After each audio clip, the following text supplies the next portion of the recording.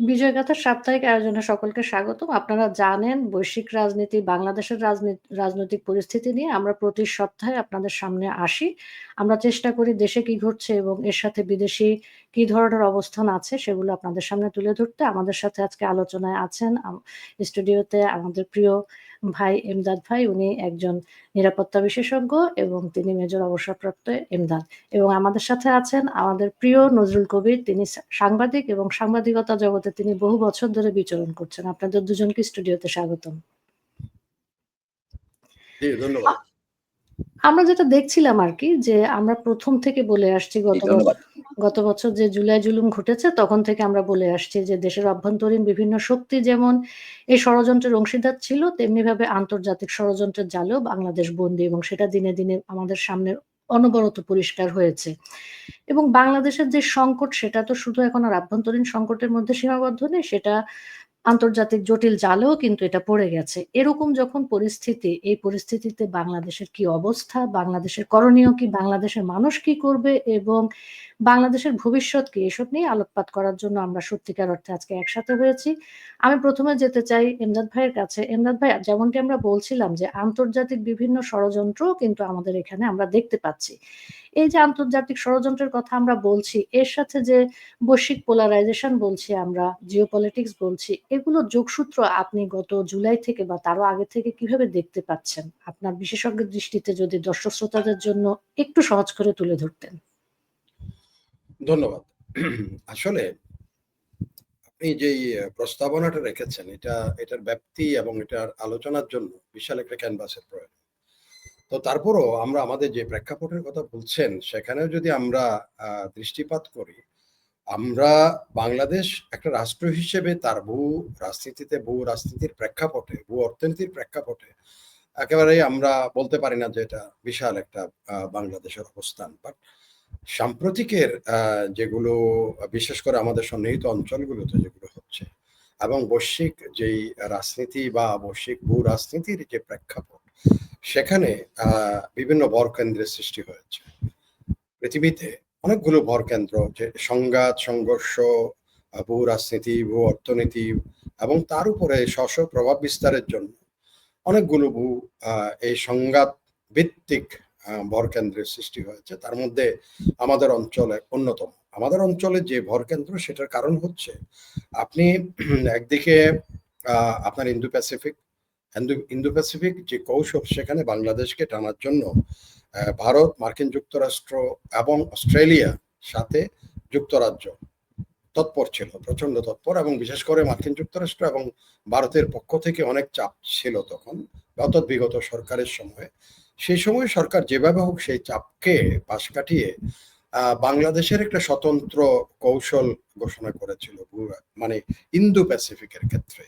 সেখানে তো ইন্দো প্যাসিফিকে বাংলাদেশ স্বতন্ত্র ভূমিকা বা নিজের একটা অবস্থান জানান দিলেও সেখানে কিন্তু আমাদের এখানে সংঘাতের প্রবণতা সেটা থেমে থাকে নাই। এই কারণে যে চীনকে যখন মালাক্কা থেকে অলমোস্ট বাধ্য করা হলো to shift Chinese focus to the western Myanmar, Bangladesh আরো বেশি ঝুঁকির একটা বা আরো বেশি গুরুত্বপূর্ণ একটা অঞ্চলে পরিণত হয়ে গেল রাতারাতি। কিভাবে? যখন চকরিয়তে ডিপ সি পোর্ট চায়না গড়ে তুলল to avoid the Malacca's hassle, এবং সাউথ চায়না সির যেসব ওখানে টালমাটাল অবস্থা সৃষ্টি করা হয়েছে lead by the United States of America. আমি বরকেন্দ্রগুলো একটু পরে আলোচনা করবো। এখন প্রত্যেকটাই কিন্তু আমেরিকান নেতৃত্বে সৃষ্টি হয়েছে বরকেন্দ্রগুলো, অন্যরা পক্ষ, বাট আমেরিকা হচ্ছে সেখানে প্রত্যেকটা ক্ষেত্রেই মরল। তো সেই মরলিপনা করতে গিয়ে যখন চায়না স্মার্টলি চলে আসলো আপনার চকরিয়তে, তো এটা হচ্ছে আমাদের চট্টগ্রাম বন্দর এবং আরো বেশি হচ্ছে মাতারবাড়ি সমুদ্র বন্দর, যেটা দুটা বন্দরকে অ্যালাইন করে সেখানে আমাদের অবস্থানটা একেবারে পরিষ্কার হয়ে গেছে। ভূ রাজনীতির যারা মোরল বা মাতবর বা যারা এগুলি কলকাঠি নাড়ছে কেন? কারণ একই সাথে আরেকটা জিনিস এখানে হয়ে গেছে, সেটা অলমোস্ট আমি বলবো যে আমাদের এই অঞ্চলে দক্ষিণ এশিয়ার জন্য এক ধরনের এটা ভূ রাজনীতি নয়, শুধু ভূ কৌশলে এক ধরনের একটা ভূকম্পনের সৃষ্টি করার মতো অবস্থা হয়েছে। সেটা হচ্ছে রাতারাতি চীনের আপনার কোকো আইল্যান্ডের অবস্থান জানান দাও, সেখানে আপনার আপনার সেখানে তারা এয়ারফিল্ড এবং অর্থাৎ বিমান ঘাঁটি এবং একই সাথে তারা সেখানে নৌঘাঁটি স্থাপন করছে। তো সেটা হচ্ছে একেবারে ভারতের ঘাড়ের উপরে নিঃশ্বাস ফেলানো মতো। কারণ আপনি উড়িষ্যা ওই অঞ্চল দিয়ে ভারতের সমস্ত কিছু কিন্তু এই যত ব্যালিস্টিক মিসাইল এটা সেটা দূরপাল্লার যত আন্তঃমহাদেশীয় যত ধরনের ক্ষেপণাস্ত্র সবগুলো কিন্তু লঞ্চিং প্যাড হলো সেই অঞ্চলটা। তো কোকো আইল্যান্ড থেকে very closely China can observe all the activities. একই সাথে যখন আপনার সাউথ চায়না সিতে থেকে যখন চায়না কিছুটা ক্লোজ হয়ে চলে আসছে, ভেরি স্মার্টলি তারা সামোয়া আইল্যান্ডে গিয়ে তাদের জানান দিয়েছে এবং তাদের এখন সেখানে সশন্য অবস্থান কিন্তু আছে, একেবারে অস্ট্রেলিয়ার ঘাড়ের উপরে চলে গেছে। এখন মার্কিন যুক্তরাষ্ট্রের সেটা থেকে পরিত্রাণের জন্য অতি সম্প্রতি রয়টার্স এটা পাবলিশ করেছে। আপনার স্টুয়ার্ট পলি বলে এক ভদ্রলোক আছেন, উনি উনি হচ্ছে ঝুঁকি স্টাডি করা এবং সেটা ঝুঁকির উপরে পরামর্শ দেওয়ার একটা প্রতিষ্ঠান আছে সিঙ্গাপুর ভিত্তিক। তার কথা হলো যে ভবিষ্যৎ যে যুদ্ধ হবে যদি হয়, সেটাতে আমরা আসছি, সেখানে দেখা যাচ্ছে ভূ কৌশলগত অবস্থানে চায়না তার বেল্ট রোড ইনিশিয়েটিভ বা তার মুখগুলির কারণে চায়না পৃথিবীর ৭২টার মতো সমুদ্র বন্দরে তার প্রভাব বিস্তার করে রেখেছে। যেটা যদি যুদ্ধ হয়, ট্রেড ওয়ার হোক বা সত্যি সত্যি যুদ্ধ হয়, সেখানে মার্কিন যুক্তরাষ্ট্র একটা মহা বেকায়দায় পড়ে যাবে। এটা কিন্তু মার্কিন যুক্তরাষ্ট্রের যারা কৌশল প্রণেতা তাদেরকে কিন্তু একেবারে ভালো করে নাড়া দিয়েছে। তখন তারা এই যে সেটাকে থেকে চায়নার প্রভাবকে কাটেল করার জন্য বা কন্টেইন করার জন্য, যেটাই বলি আমরা, তারা তৎপর হয়েছে। ইদানিং তৎপর হয়েছে মানে কেন, সেটা প্রভাবটা যুদ্ধের মধ্যে কি প্রভাব বিস্তার করবে, সেখানে তাদের যদি সৈন্যদের জন্য রসদ যোগান দিতে গিয়ে তারা দেখবে যে ওইসব বন্দরে তারা সহায়তা পাচ্ছে না, সব বন্দরগুলো বৈমাত্রীয় সুলভ আচরণ করবে এবং সেগুলো অত্যন্ত খারাপ পরিস্থিতি সৃষ্টি করবে মার্কিন যুক্তরাষ্ট্রের জন্য। এটা হচ্ছে স্টুয়ার্ট পুলি সাহেবের পরামর্শ, ঝুঁকি বিবেচনায় নিয়ে পরামর্শ দিয়েছেন, যার জন্য তারা এখন পৃথিবীর বিভিন্ন দেশে দেশে এই যে আমাদের সাম্প্রতিক হয়তো নৌ মহড়া বা বিমান মহড়া এখানে বা আমাদের যেগুলি মহড়া এখানে হয়েছে অতি সম্প্রতি খুব দ্রুত সময়ের মধ্যে তিনটা মহড়া আমাদের দেশ ভিত্তি করে হয়েছে আমাদের এখানে। Operation lightning tiger, operation tiger shark, operation sea angel, তিনটা হয়েছে। তো এগুলো হয়তো তারা তাদের আমাদের এখানে যে অঞ্চলে ধরেন যেই যৌথ মহড়াগুলি হয়েছে সেই অঞ্চলে কিন্তু আমাদের মাতারবাড়ি এবং চট্টগ্রাম বন্দর অবস্থিত। সেখানে তারা যদি এইসব স্টুয়ার্ট পুলি টাইপের ঝুঁকি নির্ধারক বক্তব্য থেকে বা ব্যবস্থাপত্র থেকে তারা যদি এগুলি রেখি করে ভবিষ্যৎ কি করা যায় এখানে যদি কোনো ধরনের, বিকজ আমি বলছি এখানে একটা ভরকেন্দ্রের সৃষ্টি হয়েছে, সংঘাতপ্রবণ এলাকার সৃষ্টি হয়েছে, সেটার জন্য ধরেন এখানে তাইওয়ানকে ভিত্তি করে শুরু হতে পারে, মিয়ানমারকে করে হতে পারে, বা ইভেন কি এই যে ইন্দো প্যাসিফিকে আরো বেশি প্রভাব বিস্তারের জন্য হতে পারে। একটা ভরকেন্দ্রের জন্য আমরা আমাদের ইম্পর্টেন্সটা কিন্তু অনেক বেশি, বাংলাদেশের অবস্থানটা আগের থেকে অনেক বেশি গুরুত্বপূর্ণ। বৈশ্বিক যারা শক্তিশালী ক্ষমতাধর দেশ আছে, যারা ভূ রাজনীতি নিয়ে খেলা খেলছেন তাদের জন্য, ভূ অর্থনীতি নিয়ে তাদের জন্য বাংলাদেশের গুরুত্বটা বহুলাংশে বেড়ে গেছে। যার জন্য আজকে দেখবেন, আজকে আমি বিভিন্ন ইয়াতে দেখেছি এটা শেষ হতে হতেই ২৪-২৫ আমাদের একদম বাড়ির কাছে এসে ভারত তার ব্যালিস্টিক মিসাইল এখন পরীক্ষা চালাবে। একই সাথে আজকে দেখলাম বঙ্গোপসাগরে চাইনিজ যেটা অত্যন্ত, সেটার ক্যাপাবিলিটিস অনেক বেশি, প্রায় ২২,০০০ টনের উপরে এটার ওজন, বা তার মধ্যে বেশ বড়সড়, এটা কিন্তু গোয়েন্দা একটা নৌবাহিনীর জাহাজ। সেটা তারা বলে, চাইনিজরা বলে এটা তারা স্যাটেলাইট এর মাধ্যমে তারা বিভিন্ন যারা যেগুলো আপনার ব্যালিস্টিক আইসিবিএম যেগুলো তারা ছড়ে বা আকাশে উৎক্ষেপণ করে সেগুলো তারা পর্যবেক্ষণ চালায়। বাট একই সাথে অন্যান্য যারা ওয়াকিবহাল মহল তারা বলছে সেটা শুধু না, এটার দুর্দান্ত গোয়েন্দা বৃত্তির ক্যাপাবিলিটিস আছে। তারা এই অঞ্চলে কি কি হচ্ছে এগুলোর উপরে সব নজরদারি তারা রাখছে, যেটা বিশেষ করে ভারতকে অনেকটা আশঙ্কিত করছে। এবং সেটা ভারতও আবার কিন্তু এই সম্প্রতি গত সপ্তাহেতে তাদের সৈন্য পাঠিয়েছে মিয়ানমারে যৌথ আপনার মহড়ার কথা বলে। তো এই জন্য দেখেন একদিকে আমাদের যৌথ মহড়া হচ্ছে, আবার ভারত যৌথ সৈন্য পাঠিয়েছে মিয়ানমারে, আবার এদিকে চকপিও ডিপ সি পোর্ট, আবার এদিকে কোকো আইল্যান্ডের বিষয় আছে, সামোয়া থেকে আছে, আপনার ইন্দো প্যাসিফিক আছে, তাইওয়ানকে নিয়ে এক ধরনের সেন্সেশন, এবং চায়নার যে প্রদর্শনী, এটার যে আপনার সাংঘাই কোঅপারেশন কাউন্সিলের যেখানে বৈঠক হলো, সেখানে ভারতের একেবারে অন্য টাইপের একটা অন্য অ্যাঙ্গেল থেকে ভারত চীনকে কাছে টানা, বা চীনের পররাষ্ট্রমন্ত্রী ভারতে আসা, সেখানে গিয়ে রাশিয়ার সাথে একেবারে ভারতের চীন তিন দেশের যে গলাগলি, আমরা এগুলি কিন্তু প্রত্যক্ষ করেছি। তো সেখানে এটাও কিন্তু ভূ রাজনীতির একটা অংশ। সেটা হচ্ছে ভারতের উপর যে প্রেশারটা আসছে রাশিয়ান তেল ফুয়েল না কেনার জন্য, এটা আমি একেবারে নিশ্চিত আমেরিকান ডিপ স্টেট হয়তো ট্রাম্প প্রশাসনকে এই পরামর্শটা দিয়েছে যে ভারত যতই তেল ক্রুড নিচ্ছে রাশিয়া থেকে, রাশিয়ান অর্থনীতি ক্যাপাবিলিটিস তার বাড়ছে, পুরো ইউরোপকে চ্যালেঞ্জ করা, আমেরিকাকে চ্যালেঞ্জ করা ইউক্রেনের যুদ্ধে। সো এই তেল কেনাটা যদি ভারতের বন্ধ করা যায়, তাহলে রাশিয়া সেখানে কাবু হবে অর্থনৈতিকভাবে। কিন্তু সামরিকভাবে কাবু করা এটা দূরস্থ, দিল্লি দূরস্থ, এটা কিন্তু আমরা একদম নিশ্চিত করে বলতে পারি। এটা হচ্ছে একটা ভুল তাদের। এটা করতে গিয়ে ট্রাম্প প্রশাসন যে কাণ্ডটা করেছে, ভারতের উপরে 25 থেকে 50 এক লাফে, এবং আমরা সবাই দেখলাম যে একটা হাস্যকর বিষয় সৃষ্টি হলো ভারতের উপরে। এটা কি, গতকালও ছিল একজন দুলাভাই একজন ভগ্নিপতি, এরকম টাইপের গলাগলি, এখন পরস্কার হয়ে গেল কি দুজন দুই দিকে চলে গেল, আরেকজন গিয়ে আবার গলাগলি শুরু করলো এখানে শিপিং এর সাথে, ভাই আমি তো তোমার ভুল বুঝছি, আমরা দুজন ভাই ভাই আসো তো মিলে গেলাম, এই ব্যাটা আমাদের এখন বিপদে ফেলেছে। এবং সেখানে আবার ভারতীয় পররাষ্ট্রমন্ত্রী যেটা বলেন, we are not ready to compromise our energy security, আরো বেশি বক্তব্য যে তোকে কিছুই বলুক। এবং সেটার আরো একটা দুইটা ফল হলো, যেটা ফল হলো কি 50% পরে চা বাহারের উপর এখন গজব নাজিল হয়ে গেছে।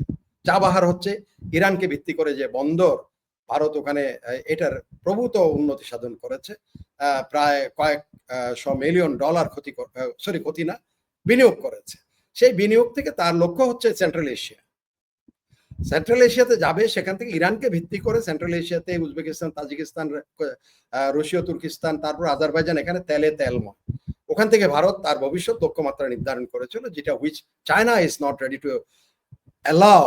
যেখানে চায়না $200 বিলিয়ন ওখানে ট্রান্স এশিয়ান রেলওয়ে এখানে সৃষ্টি করে, ওখানে সেটাকে জিওপ্রোডাইজ করার জন্য আছে। But before that Chinese do anything, আমেরিকানরা চা বাহারের উপর এখন গজব নাজিল করে দিয়েছে, বলছে এটাকে কাটেল করতে হবে, এটা আমরা আগে ট্যাক্স রেবেট রাখছিলাম, এটা এখন স্যাংশনের ভিতর পড়ে গেছে। এটা হচ্ছে একেবারেই আপনার এই ভূ রাজনীতি সব খেলাসা। তো এখন ধরেন এই বড় বড় দেশগুলো যেখানে অন্য বড় দেশকেই যেখানে ফেস করছে, তারপরে বড় কেন্দ্র আরো চ্যালেঞ্জ হয়ে গেল, একটা বড় সড়ক ভূকম্পন। আরেকটা হলো, এটা ভালো করতে গিয়ে বলে every crisis opened up an opportunity. এখন যেটা হয়ে গেল, দুম করে একটা বোমা মারলো দোহাতে। এখন ওদের কৌশল প্রণেতা, এটা আমরা অত দূর যেতে পারি নাই, বাট তাদের কৌশল প্রণেতা যে ভুল করতে পারে এতে কোনো সন্দেহ নাই, যার জন্য সিংহ জালে পড়ে অনেক সময়, পরে হাউকাও চিল্লার করতে শিকারি এসে ধরে ফেলে। এবার শিকারি দেখা গেল, এবার সিংহ জালে পড়লো, দোহাতে বম করার পর ইসলামিক কান্ট্রিগুলো সব একত্র হয়ে গেল। 2 দিন পরেই হই রই কাণ্ড, কেউ জানতো না এটা। পাকিস্তান তার সাথে সৌদি আরবের সাথে একটা ডিল করে ফেললো, ডিফেন্স প্যাক্ট, যেটার মধ্যে পরিষ্কার করে লেখা আছে, if a country is either of the countries attacked, it will be considered that both the countries are attacked. একদম পরিষ্কার করে হয়ে গেল। সেখানে ভারত একটা অপ্রস্তুত অবস্থায় পড়ে গেছে, কারণ ভারতের সবচেয়ে মধ্যপ্রাচ্য অন্যতম বড় বন্ধু হলো সৌদি আরব। এখন যদি এই চুক্তি অনুযায়ী, এখন ভারতের থিঙ্ক ট্যাঙ্করা বেকায়দায় আছে, এখন এই চুক্তি অনুযায়ী সৌদি আরব একেবারে বাধ্য পাকিস্তানের সাথে ভবিষ্যৎ যেন সংঘাতে সৌদি আরবকে এখন জড়াতে হবে পাকিস্তানের পক্ষ নিয়ে চুক্তি অনুযায়ী। এখন সেই চুক্তি নিয়ে ভারতীয় কৌশল প্রণেতারা, আমি দেখলাম কালকে ওয়ার এট ওয়েস্ট এশিয়া বলে একটা বিখ্যাত বই লিখেছেন উনি, আলমাজি বলে ভদ্রলোক, অ্যাম্বাসাডার ছিল দীর্ঘদিন, মধ্যপ্রাচ্য অ্যাম্বাসাডার ছিল, ভারতীয় অ্যাম্বাসাডার। সে বলছে এটা আনওয়ারলি কপড। এখন তুমি এই যে আমাদের ঘনিষ্ঠ বন্ধুর মধ্যে এটা দীর্ঘদিন ধরে আলাপ আলোচনা চলছে, এখন কথা হয়ে গেছে সেখানে ট্রায়ও পাকিস্তান, সৌদি আরব, আমেরিকা যদি একত্র হয়ে এখানে আরেকটা প্রেশার সৃষ্টি হয়, বাংলাদেশ সেখানে ভিতরে এখন কলকবজার মধ্যে পড়ছে। বাংলাদেশ অনেকটা এখন আমাদের নীতি কৌশলের দিকে ভারতের সাথে তলানি, অনেকটা আমাদের ডিপ্লোম্যাটিক অবস্থানটা সেখানে পাকিস্তানের সাথে একটা এখন একেবারেই মানে ঊর্ধ্বমুখী প্রবণতা, শেয়ার বাজারের মতো ঊর্ধ্বমুখী প্রবণতা। একই সাথে আমাদের আবার এই যে অন্য প্রতিবেশী মিয়ানমারের সাথেও আমাদের নিম্নমুখী প্রবণতা এগুলি আছে। এই প্রবণতাগুলির মধ্যে এখন কিন্তু মার্কিন যুক্তরাষ্ট্র বাংলাদেশের সাথে যে ধরনের সম্পর্ক স্থাপন করতে যাচ্ছে, এটা কিন্তু ভূ রাজনীতির একটা অপেক্ষা করে দেখার মতো একটা কি কতদূর যেতে পারে।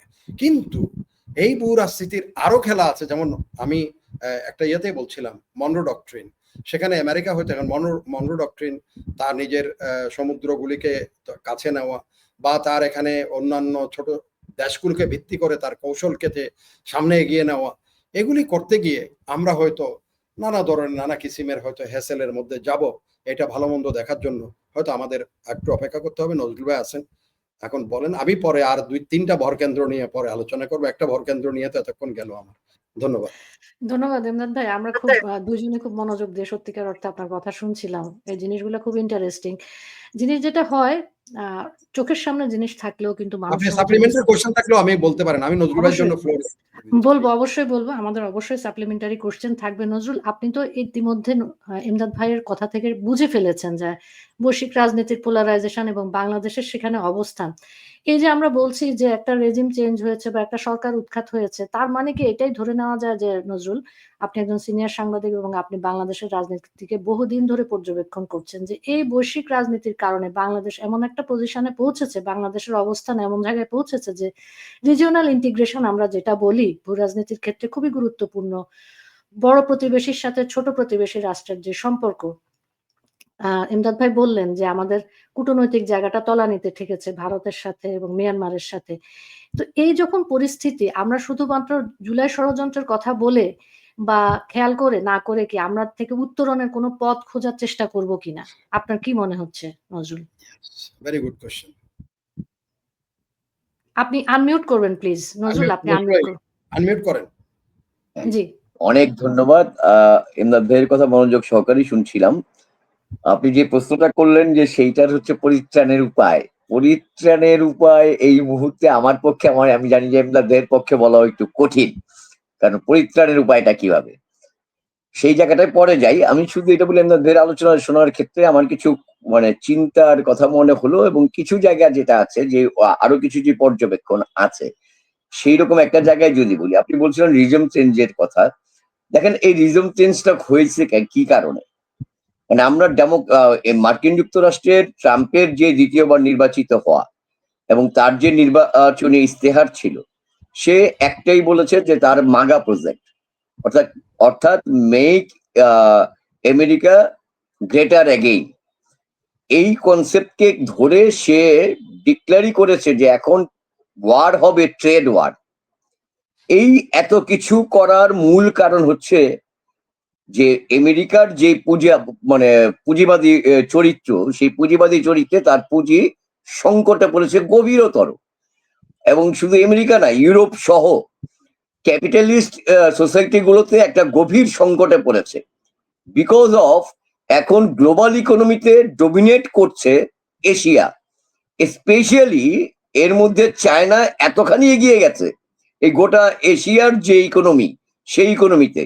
ফলে একটা কমন শত্রুর জায়গায় তৈরি হয়ে গেছে চায়না, আমেরিকা সহ এই ক্যাপিটালিস্ট কান্ট্রি গুলোর ভেতর দিয়ে, যারা পৃথিবীর যে এখন বাইপোলার থেকে যখন আবার ইউনিপোলার সোসাইটি হয়ে গেল, ইউনিপোলার পৃথিবী হয়ে গেল, সেই সময় থেকে বেশ একেবারেই আলাদা করে নিয়ে চীন কিন্তু আস্তে আস্তে আস্তে আস্তে নিজের ইকোনমিকে গ্রোথ করেছে এবং বিশ্বে একটা অন্য ফর্মে বাজার তৈরি করেছে। তার মূল লড়াইটা ইকোনমিকে কেন্দ্র করে, সেইটাকে কেন্দ্র করে এই জিও পলিটিক্যাল নানা রকম খেলাটা হচ্ছে।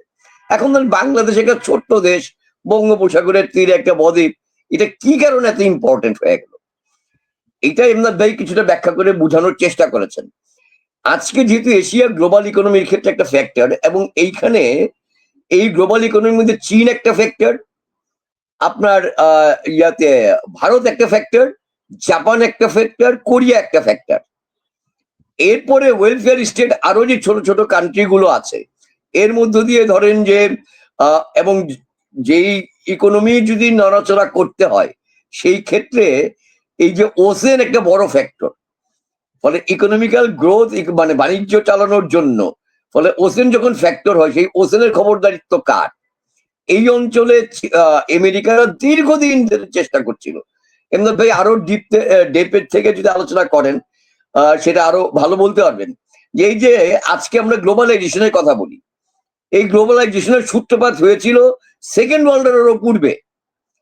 উরুগুয়ে রাউন্ডে আপনার সেই সময় তারা প্রথম গ্যাট নামক যে চুক্তিটির কথা তারা সামনে আনছিল সেই সময় থেকে। ফলে এটা একটা দীর্ঘমেয়াদী পরিকল্পনার পার্ট হিসেবে কিন্তু এসছে। এবং বাংলাদেশ নামক যে স্বাধীন রাষ্ট্রটার জন্ম হলো, সেই স্বাধীন রাষ্ট্র জিও পলিটিক্যালি গুরুত্বপূর্ণ মনে করেছিলেন ডোমিনেটিং করবেন, কিন্তু বাংলাদেশের স্বাধীন রাষ্ট্র জন্মের সময় গ্লোবাল পলিটিক্সে বাংলাদেশ যে এরিনায় ছিল, সেখানে ভারত রাশিয়া কিন্তু একটা বড় ফ্যাক্টর ছিল আমাদের। এবং আপনি জানেন যে বঙ্গবন্ধু স্বাধীনতা যুদ্ধ ও পরবর্তী সময়ে জোট নিরপেক্ষ একটা অবস্থান নিয়েছিলেন। একটা সময় যেটাকে থার্ড ওয়ার্ল্ড কান্ট্রি বলা হতো, সেই থার্ড ওয়ার্ল্ড কান্ট্রিকে বলা চলে বঙ্গবন্ধু লিড করতেন। এখন ইউনিপোলার সোসাইটিতে আইসা বাংলাদেশও যখন নাকি তার এই যে ভারতের সঙ্গে আমাদের সামুদ্রিক জয়, মিয়ানমারের সঙ্গে আমাদের সামুদ্রিক জয়ের পরে আমাদের যেই জল সীমানাটা আছে, সামুদ্রিক সীমানাটা আছে, এইখানে আমাদের ব্যাপক খনিজ পাওয়ার সম্ভাবনা, এটি আনডিভাইডেড ভারতবর্ষের সময় বিশ্বের সেরা জ্বালানি বিশেষজ্ঞরা ভবিষ্যৎবাণী করেছিলেন। এবং এটা হচ্ছে ইকোলজিক্যাল পরিবর্তনের কারণে। ফলে সেই রকম একটি জায়গায় দাঁড়িয়ে আজকে যখন আমাদের যে ব্লকগুলি ভাগ হয়েছে, খেয়াল করে দেখবেন গোটা গ্লোবাল ইকোনমিতে তেল একটা বড় ফ্যাক্টর, গ্যাস একটা বড় ফ্যাক্টর। রাশিয়া যে আজকে এত এত কিছুর পর টিকে আছে, সেখানে কিন্তু তার অঢেল গ্যাসের কারণে। মধ্যপ্রাচ্যের দেশগুলো যে এখনো কিছুটা টিকে আছে আমেরিকার অত্যাচার থেকে নিজেদেরকে আগলে রাখতে পারছে, সেটা কিন্তু অনেকটাই তাদের তেল সম্পদের কারণে। ফলে যে সম্ভাবনার দুয়ারটা এই অঞ্চলে দেখা দিচ্ছে, সেই জায়গাটা আমেরিকার দরকার, এটা একটা। দ্বিতীয়ত হচ্ছে তার গ্লোবাল ইকোনমিতে যদি ডমিনেট করতে হয়, বাজারের যে রুট, সেই রুটের ক্ষেত্রে কনজুমার যে সোসাইটি, চায়না সহ এশিয়া এখন সবচেয়ে বড় মার্কেট, এই কনজুমার সোসাইটিকে তার লাগবে। সেটাও যদি রাখতে হয় সেইখানে, তাহলে তার সামরিক আধিপত্য বিস্তার করতে হবে। ফলে এই প্রতিটি কার্যকরণ সম্পর্কের দিক থেকে কিন্তু এই জায়গাটা আসছে। এখন আমাদের রিজিম চেঞ্জটা কেন হলো? কারণ বাংলাদেশের জন্মের ইতিহাসের সঙ্গেই ক্যাপিটালিস্ট প্রবণতা থেকে বেরিয়ে, সাম্রাজ্যবাদী চেতনা থেকে বেরিয়ে কিন্তু বাংলাদেশ রাষ্ট্রের জন্ম হয়েছিল। ফলে বিশ্ব ভ্রাতৃত্ববোধের যে জায়গাটা থেকে বাংলাদেশের জন্ম হয়, সেইটারই এক ধরনের ধারাবাহিকতায় যখন গত 15 বছর শেখ হাসিনা চেষ্টা করছিলেন একটু একটু করে বাংলাদেশকে আবার পুনর্গঠিত করতে, এবং বাংলাদেশে যখন আরো একটি যেটা এমদাদ ভাই বলছিলেন যে চট্টগ্রাম বন্দরের পাশাপাশি মাতার বাড়িতে আমরা যেটা নিয়েছি, এবং ওই পাশ দিয়ে পায়রা বন্দর যেটা করেছে, এগুলো বাংলাদেশ কিন্তু তার ডেভেলপমেন্টের জন্য এবং ভবিষ্যৎ যেই ব্লু ইকোনমিকে সামনে রেখে আমাদের বাংলাদেশ সরকারের যে ডেল্টা প্ল্যান ছিল, সেই প্ল্যানকে কেন্দ্র করে কিন্তু আমরা এগোচ্ছিলাম। ফলে ভূ রাজনীতিতে চেক এন্ড ব্যালেন্স করে বাংলাদেশের পররাষ্ট্র নীতি অনুযায়ী বাংলাদেশ চায়নার সঙ্গে বৈরিতায় যায় নাই, বাংলাদেশ ভারতের সঙ্গে বৈরিতায় যায় নাই। রাশিয়ার সঙ্গে তো রূপপুর পারমাণবিক বিদ্যুৎ কেন্দ্র সহযোগিতার সম্পর্ক আমরা দীর্ঘদিনের জানা, আমাদের মুক্তিযুদ্ধের মধ্য দিয়ে। আমেরিকার সঙ্গেও মোটা দাগে বৈরিতায় চায় নাই। কিন্তু আমেরিকা যখন আমার দেশকে আনুষ্ঠানিকভাবে উপনিবেশ বানাতে চাইলো, এবং ইঙ্গিতময় ভাবে না, শুধু সরাসরি ভাবে এই প্রস্তাব যখন সাবেক প্রধানমন্ত্রীর কাছে আসলো, তিনি সেটা নাকচ করলেন। ফলে নাকচ করার পরেই মানে দুয়ে দুয়ে 4 মিলালো মার্কিন যুক্তরাষ্ট্র, যে সে যদি এইখানে এসে এই জায়গাতে তার মানসিকতার একটি সরকার রাখতে পারে, তার পারপাস সার্ভ করার একটি সরকার রাখতে পারে, তাহলে তার এই ভূখণ্ডে বসে অন্য যে এশিয়ান পলিটিক্স এর ক্ষেত্রে, এশিয়ান যে ইকোনমিক্যাল পলিটিক্স, সেই পলিটিক্স এর ক্ষেত্রে চীন ভারত সহ এই টোটাল প্যাসিফিক অঞ্চলটায় তার একচ্ছত্র রাজত্ব হয়। কারণ সে সিঙ্গাপুরের পরে আর এদিকে আসতে পারে না। ফলে এই দিকে তখন সে একটা একচ্ছত্র রাজত্ব প্রতিষ্ঠা করতে চায়। এখন ধরেন এই ইকোনমিক্যাল যে রাইজিং এর পিরিয়ডটা শুরু হয়েছে, ইতিহাসের বাঁকে বাঁকে আমরা দেখেছিলাম যে প্রথম বিশ্বযুদ্ধ এবং দ্বিতীয় বিশ্বযুদ্ধের মধ্যে কিন্তু দূরত্ব খুব বেশি ছিল না, সময়ের দূরত্ব খুব বেশি ছিল।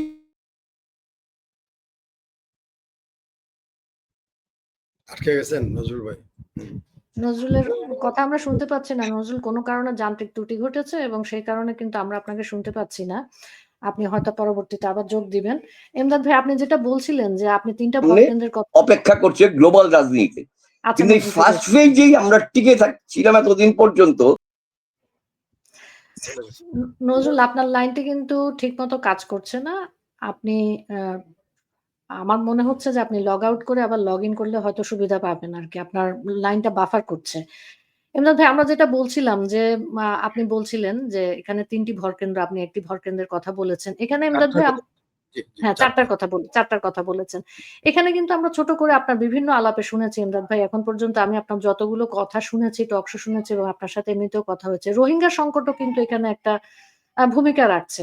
তো এই ৪ টা ভোটকেন্দ্রের সাথে, কারণ আপনি ওইদিকে বিষয়টা খুব ভালো করে বলেন এবং আপনার ওই জায়গায় খুব ক্লিয়ার একটা কনসেপ্ট যে রোহিঙ্গা, মিয়ানমার কিভাবে এই জায়গাটাতে আমাদের এই ভূ রাজনীতির ক্ষেত্রে প্রভাব বিস্তার করছে। নজরুল ফিরে আসার আগে আমরা যদি আপনার কাছ থেকে এটা নিয়ে একটু শুনে ফেলতাম। আচ্ছা, এখানে রোহিঙ্গাটা একবারে বড়সড় বাংলাদেশের শুধু প্রেক্ষাপট। আমি বৈশ্বিক, যেহেতু আমরা আলোচনা করছিলাম বৈশ্বিক রাজনীতি নিয়ে বা বহু রাজনীতি নিয়ে কথা বলছিলাম, সেজন্য আমি বাংলাদেশের প্রেক্ষাপটে রোহিঙ্গাদের নিয়ে কনফাইন্ড নিজেকে ও সীমাবদ্ধ রাখতে চাই নাই সেখানে। বাট রোহিঙ্গারা বাংলাদেশের প্রেক্ষাপটে আলোচনা করতে গেলে রোহিঙ্গারা বাংলাদেশের জন্য একেবারেই এক ধরনের, আমি সবসময় বলি সেটা হচ্ছে আগ্নেয়গিরির মতো অবস্থান রোহিঙ্গাদের সেখানে আছে। এবং সেটাও কিন্তু এই অঞ্চলে একটা ভবিষ্যতে, এটা বারবার আবারও রিপিট করি, কোফি আনান যেটা বলেছেন কথাটা, যে if it is not address, immediately বলছিলেন, ওই কথাটা বলছিলেন, immediately if it is not address and it is going to engulf the whole south east এশিয়াকে বিপন্ন করে তুলবে এই রোহিঙ্গা ইস্যুটা। এবং সেটা কিন্তু এখন হতে যাচ্ছে। কেন হতে যাচ্ছে আমি বলি, আমরা এখানে আমাদের নীতি কৌশল যারা প্রণেতা আছেন বর্তমানে, তারা এটা হচ্ছে হয়তোবা তারা জেনে হোক, না জেনে হোক, ইচ্ছায় হোক, অনিচ্ছায় হোক, তারা কিছু কিছু এমন জিনিস সৃষ্টি করেছেন যেটা নেপেডোতে মিয়ানমারে কিছু ভুল বার্তা গেছে বলে আমার মতে, আমার অভিমত। সেরকম কি ভুল বার্তা, যেমন আমরা মধ্যখানে হঠাৎ করে করিডোর নামক একটা জিনিস নিয়ে খুব টানাটানি করেছি, করিডোরের কথা বলেছি, এবং সেটা করিডোর শেষ পর্যন্ত হয় নাই।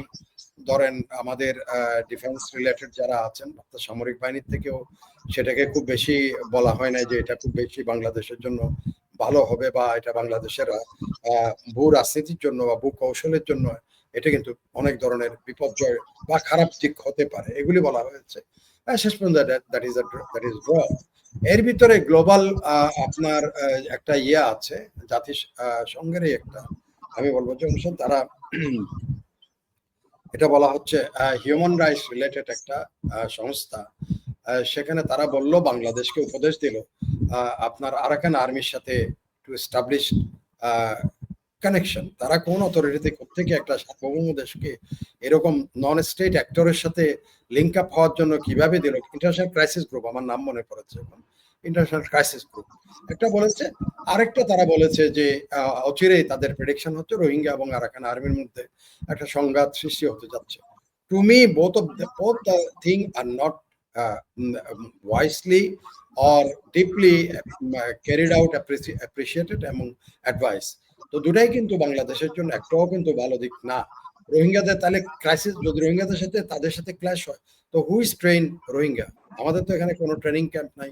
রোহিঙ্গাদের আজকে 8 বছর 9 বছর চলছে, একটা লোক কোনো ট্রেনিং বাংলাদেশ দেয় নাই। 2 নাম্বার হচ্ছে, এখানে যেটা হওয়ার কথা সেটা হচ্ছে মিয়ানমার সেনাবাহিনীর সাথে, আমি তখনও বলেছি বারবার, আপনার এই অনুষ্ঠানে বলেছি, মিয়ানমার সেনাবাহিনীর সাথে আরাকান আর্মির একটা একেবারেই জোর একটা ক্যাম্প, মানে Myanmar army is going to launch or carried out a campaign against the Arakan army because Arakan army তাদের অনেক আপনার কৌশলগত এলাকা দখল করে রেখেছে। অলমোস্ট আরাকানের ম্যাক্সিমাম, যদিও তারা যেখানে শক্তি কেন্দ্র সেগুলো দখল করতে পারে নাই, বাট উত্তর আরাকান পুরাটাই দখল করে বসে আছে। মিয়ানমার সেটা অ্যালাউ করবে না তাদের নেচার অনুযায়ী, এবং অতি সম্প্রতি সেটা শুরু হয়েছে। They launch attack onto the Arakan army, সেটা তারা এন পাসকে ব্লক করেছে, এদিকে বাগোকে ব্লক করেছে, ওদিকে ম্যাগোয়াকে ব্লক করেছে, ম্যাগোয়াকে ব্লক করেছে, করে তারা দেন নাও ব্লক করে, শুধু ব্লক না, সাপ্লাই রুটগুলোকে ব্লক করেছে, যার জন্য তাদের ওখানে নিত্য প্রয়োজনীয় জিনিসের এখন অভাব। তারা এখন অস্ত্রের, বাংলাদেশের জন্য কি ঝুঁকিটা এখানে তৈরি হয়ে গেল দেখেন, সেটা হচ্ছে তারা এখন আমাদের এখান থেকে অস্ত্রের বিনিময়ে তারা চাইবে তাদের খাদ্য, তারা আমাদের দলে দলে আমাদের এই কি বলে জেলেদের ধরে নিয়ে যাওয়া শুরু করলো, নিয়ে গিয়ে তাদের র্যানসম নিয়ে তাদের নিত্য প্রয়োজন জিনিস কেনার জন্য তারা লাগলো। এগুলি নিয়ে আমাদের একটা এখানে সংকট সংঘাত, এবং সেটাতে যে জিনিসটা হবে, বিশেষ করে আমি বারবারই বলি চক্রকে ভিত্তি করে সেখানে মার্কিন যুক্তরাষ্ট্র যদি চায় ডিসরাপ্ট করার জন্য, তার এই যে তাকে ঝুঁকি সম্বন্ধে যে পরামর্শ দেওয়া হয়েছে, এটা is going two one of them, because আপনার এই চক্রীয় ডিপসিপোর্টটা হচ্ছে বেল্ট রোড ইনিশিয়েটিভের জন্য একেবারে তাদের অন্যতম প্রধানতম স্তম্ভ। সেখান থেকে তারা over the Bay of Bengal they are reaching আপনার ইন্ডিয়ান ওশান, এবং সেখানে আফ্রিকার সাথে লিঙ্ক আপ করা, এবং আপনার এখানে মধ্যপ্রাচ্যের সাথে লিঙ্ক আপ হওয়া, এটা তাদের জন্য অবারিত হয়ে গেছে, which will not like by United States of America. এটা করবে না, তারা করতে চাইবে না, কারণ এই বরকেন্দ্র যেটা আমি এখন বলছি রোহিঙ্গারা সেখানে এই বরকেন্দ্রের মধ্যে অন্যতম একটা উপাদান হয়ে থাকবে এই সংঘাতের। কারণ এই যে 15 লক্ষ মানুষ, সেখান থেকে আপনি 2 লক্ষকে কোনো ব্যাস্টেড গ্রুপ বা কোনো যদি তাকে টার্গেট করে, they are trained and going beyond the reach of Bangladesh authority, বাংলাদেশের কর্তৃপক্ষ যখন চ্যালেঞ্জের মুখে পড়বে, তখন কিন্তু এটা বাংলাদেশের জন্য যে ঝুঁকিটা তৈরি করবে, it is going to be a disaster for our future.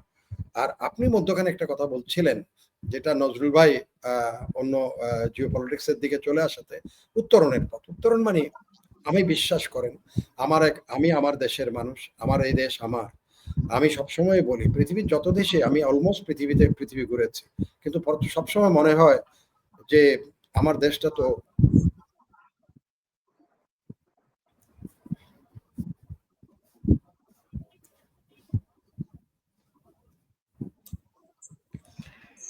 কি হচ্ছে, আমি বলি আপনি যেটা একটা ইউনিটি ছিল, আমরা সবসময়, আমি গৌরবের সাথে বলেছি যেখানে গেছি, যে উই আর ইউনিলিঙ্গুয়াল,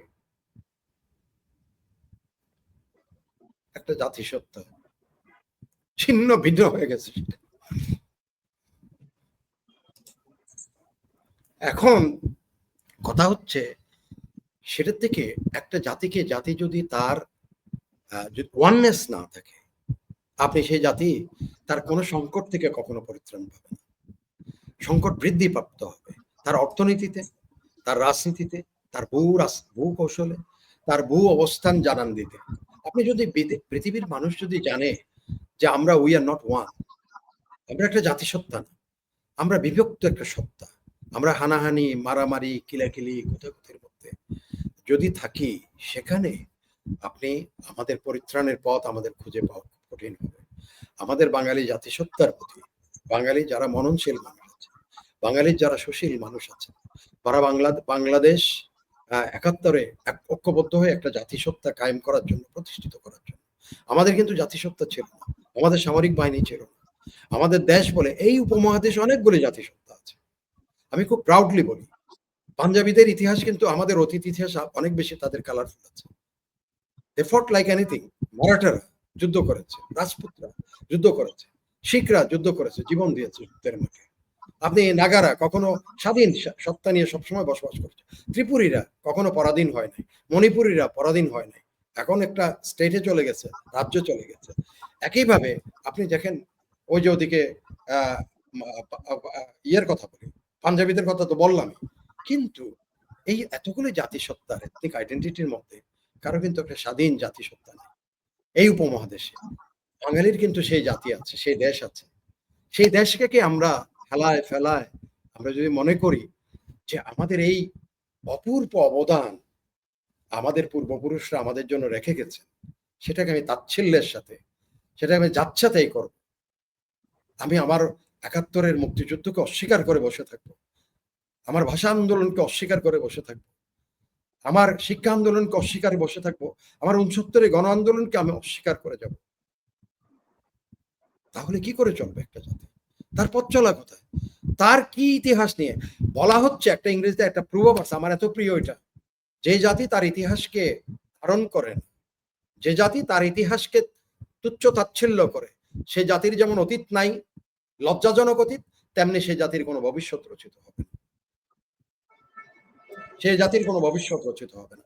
আজকে প্রশ্ন আসছে, বাংলাদেশ নামক রাষ্ট্র কাঠামো, বাংলাদেশ নামক বাঙালি নামক জাতিসত্তা থাকাতেই আজকে চীন বলেন, মার্কিন যুক্তরাষ্ট্র বলেন, ভারত বলেন, এই বলেন, এরা বলেন, সবাই কেন নজর দিচ্ছে? একটা জাতিসত্তা আছে বলে। আমরা তো বলছি না পাঞ্জাবের উপরে গিয়ে যৌথ মহড়া হওয়ার কথা বলা হচ্ছে, বা নাগাল্যান্ডের কথা হচ্ছে, মণিপুরে যায় কথা হচ্ছে, ত্রিপুরাতে যায় কথা হচ্ছে। এই প্রসঙ্গে আমি একটা কথা বলি, আমাদের এই উপমহাদেশে এখন ইদানিং আমি ভারতীয় কিছু বুদ্ধিজীবীর আমি একটু ক্লিয়ারলি বলি, আমি জানি যে আপনার এই অনুষ্ঠান ভারতীয় অনেক বুদ্ধি সুশীল সমাজরা দেখেন, কয়েকদিন তারা আমাদেরকে নিয়ে, এই জাতিকে নিয়ে যে তাচ্ছিল্যের সাথে কথাবার্তা বলেছেন তাদের বিভিন্ন মাধ্যমে, আমি অনেককে তাদের শ্রদ্ধা করি। যেমন এর ভিতরে প্রফেসর চেলানি আছে, বিনা সিকরি আছেন, করন্তাপার আছেন, শৈবাল আছেন, এরা মানে আমি জাতি, আমার যে ইগো আছে, প্রত্যেকটা জাতির কিন্তু এক ইগো আছে। Don't try to hit the ego. তোমার সাথে আমার নীতির মিল কি হচ্ছে না হচ্ছে দ্যাট ইজ ইম্যাটেরিয়াল, আসা যায় না। কিন্তু যখন তুমি বলো এই যে কোথাকার কোন প্রদ্যুৎ মাণিক্য, আর দাদা কখন নাকি ইয়ে ছিল, মানে রাজা ছিল ত্রিপুরা, তোর দাদা রাজা থাকলে তোর রাজত্ব কইতো। সে বলে যে I had A talk with the ইয়ের সাথে, ভারতীয় হোম মিনিস্টারের সাথে, আমি ইমিডিয়েটলি চট্টগ্রাম বন্দর, চট্টগ্রাম ভারতের দখল করে নেওয়া উচিত। What a Audacity, what a Audacity. তারপর বলে একজন বলতেছে আলোচনার মধ্যে, হ্যাঁ ইট ইজ এ ডিজাইন, এই জয়েন্ট এক্সারসাইজ ডিজাইন হচ্ছে পূর্ব ভারতকে বিচ্ছিন্ন করে স্বাধীন করে নাও। আরে ভাই, এটাতে 120 জন মানুষের এক্সারসাইজ হয়েছে, দেখো লেটস সি কি হয়েছিল এখানে, কি হয়েছে, তার উদ্দেশ্য কি। আমরা তো বিকিয়ে যাই নাই। বাঙালি কিন্তু স্বাধীন সত্তা, বাঙালিকে কেউ দয়া করে তার স্বাধীনতা দেয় না, বাঙালি যুদ্ধ করে তার স্বাধীনতা অর্জন করেছে। বাঙালি 2 লক্ষ মা বোনের এবং 30 লক্ষ মানুষের রক্তের মাধ্যমে বাংলাদেশ অর্জিত হয়েছে। তুমি তাকে যাচ্ছে তাই বলো না। কালকে বলে যে এখান থেকে সাবরুম থেকে দিয়ে ফেনী দিয়ে এটা সিসিট করে চিরং ভারতের অংশ হয়ে যাবে, এবং সেটা সলিউশন কি? তাহলে বলা হচ্ছে যে তোমার ইয়ে হয়ে যাবে, এই যে আমাদের আর ল্যান্ড ইয়ে থাকতে হবে না, ল্যান্ড বাউন্ড থাকতে হবে না, আমাদের সাথে সমুদ্র ওপেন হয়ে যাবে। Can say gentleman having that position cannot say. সুতরাং এটাও আমাদের তত্ত্বের মধ্যে রাখতে হবে। একদিকে ঘরের শত্রু বিভীষণ যেমন, অন্যদিকে বহিঃশত্রু, বহির থেকে বাইরের থেকেও এই ধরনের বাঙালিকে তুচ্ছ তাচ্ছিল্য করে কথাবার্তা বলছে।